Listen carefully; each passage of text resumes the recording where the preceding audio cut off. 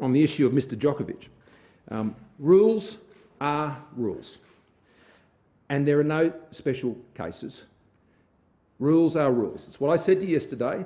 That's the policy of the government, and has been our government's strong border protection policies, and particularly in relation to the pandemic, that has ensured that Australia has one of the lowest death rates from COVID anywhere in the world. We were one of the first countries to move on shutting our borders. We were criticised at the time, but it was the right decision, and we have maintained those important border controls over the entire period of the pandemic. We have tightened them even further on occasion. Again, we were criticised for doing that, but it was the right decision. And we will continue to make the right decisions when it comes to securing Australia's borders in relation to this pandemic.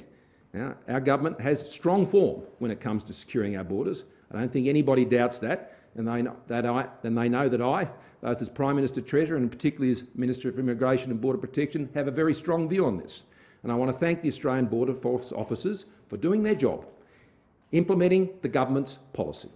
And the ABF has done their job. Entry with a visa requires double vaccination or a medical exemption.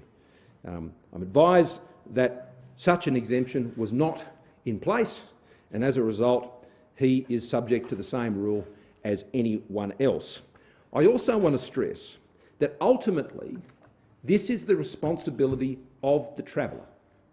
It is for the traveller to be able to assert and back up their ability to come into the country consistent with our laws.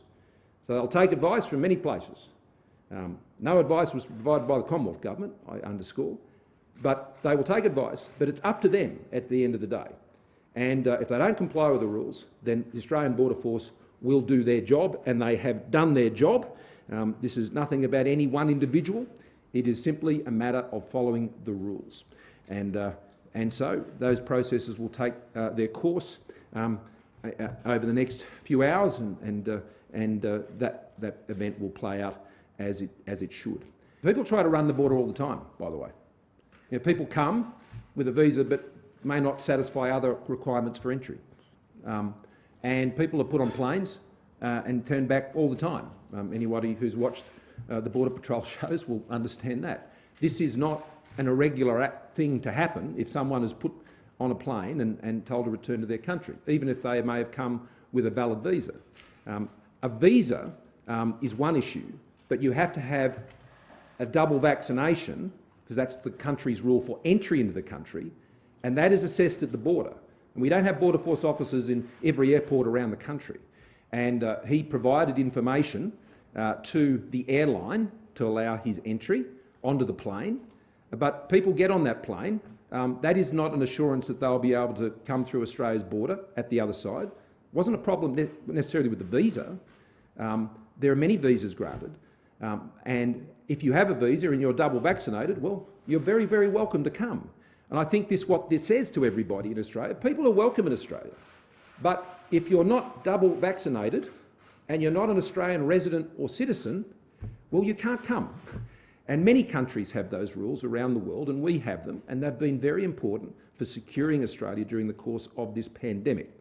And so it is on them to have the proof to show why they wouldn't have to be vaccinated. Now, he was unable to furnish that proof to the Border Force officers at the airport last night, and they're the rules, and it happens on many occasions, and that's what's now happened.